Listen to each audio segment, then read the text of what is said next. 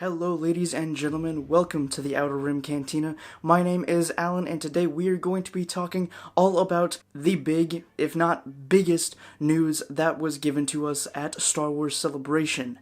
That's right, we are talking about Episode 9, or now known as Star Wars The Rise of Skywalker. So I'm not going to do a full in-depth breakdown of the teaser as there are already a whole bunch of channels that have already done that, so if you want a full breakdown, just go watch one of them. I am, however, going to talk about a few of the scenes that stood out to me in particular, so let's just get into it. So first off, I want to talk about the Luke Skywalker voiceover.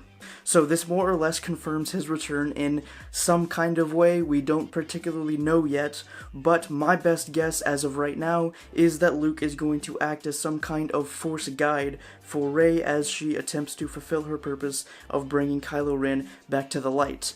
And I base that Force guide theory off of kind of what Qui-Gon did with Yoda in the Clone Wars and after the Clone Wars, where he was guiding Yoda through the Force so Yoda would be able to preserve his essence as a Force ghost after death. And then Yoda and Qui-Gon both taught Obi-Wan how to do that.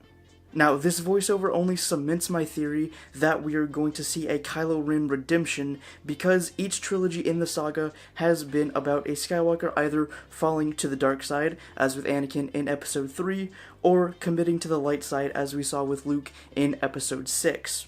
The perfect parallel to both of these would be to have Rey firmly cement herself in the light, following Luke's path, and have Kylo redeem himself from the dark, following Anakin's path that we see at the end of Episode 6.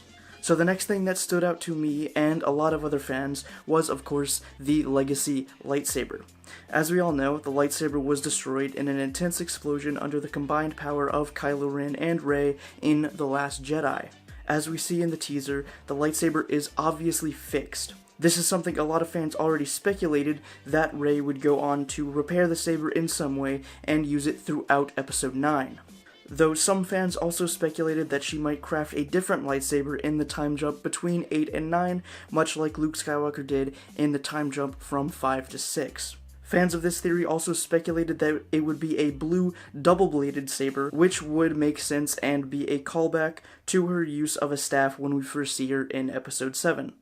But that theory is now invalid, as the teaser showed us that she is using the Legacy lightsaber once again. Now, something that a lot of fans of the repair theory also speculated, and some hoped for, was the Legacy lightsaber being jagged and cracked like Kylo Ren's. This, however, is disproved when we see her activating the lightsaber and it being completely back to normal as we've seen for the past 40 years. I'm not quite sure how they would get around the kyber crystal not being cracked or even slightly damaged in the explosion in Episode 8, but hopefully they'll address this in Episode 9. Until then, we can only speculate and theorize about why the saber is back to normal, like we've been doing for over a year now. I have to say though, I am a little disappointed that the kyber crystal in the Legacy saber isn't cracked and the blade isn't jagged. That would have made for an excellent parallel between Kylo Ren and Rey, which they've been doing for the past 2 movies in the sequel trilogy.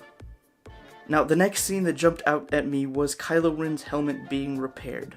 This is important for a number of different reasons that I could probably make an entire video about, but for the sake of time, I'm not going to do that.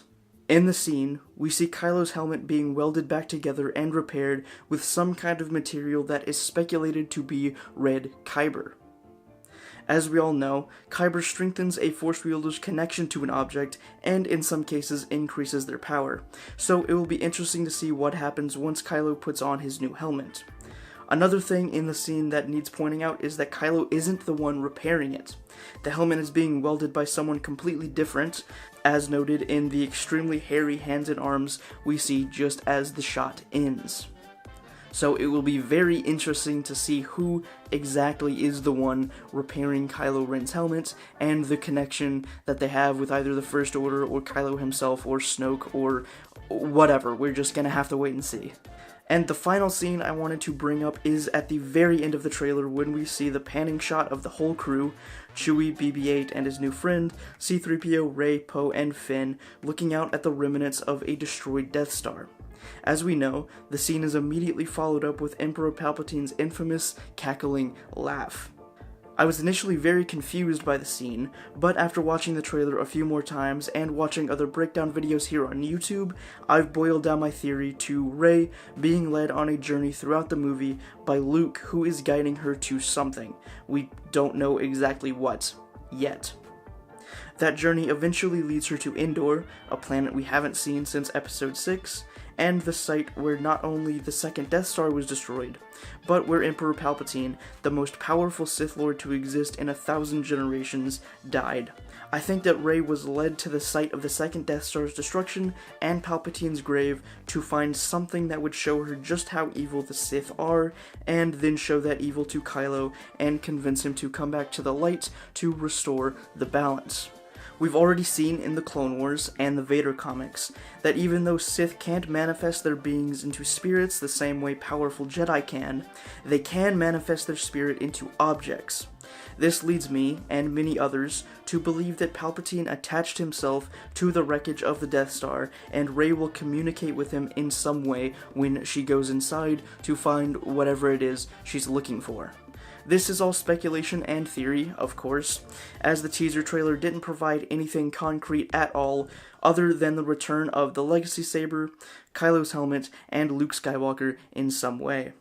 We'll have to wait for the full trailer to be released before we can start getting an understanding of what exactly might happen in Episode 9. All in all, I loved the trailer, and it definitely got me hyped up for Episode 9 and the ending of the Skywalker saga.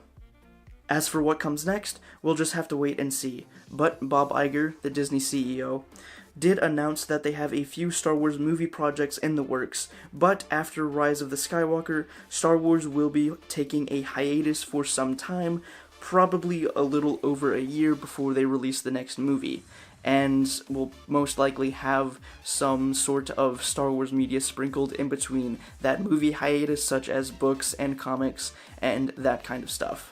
But that's it for my discussion on Episode 9 and the teaser trailer for The Rise of Skywalker. If you guys have any theories or ideas you want me to know about, put them down in the comments. I would love to read them. And stay tuned for Thursday, where I will be talking all about Jedi Fallen Order and the reveal trailer we got for that at Celebration as well. Until then, that's all the time I've got, so may the Force be with you.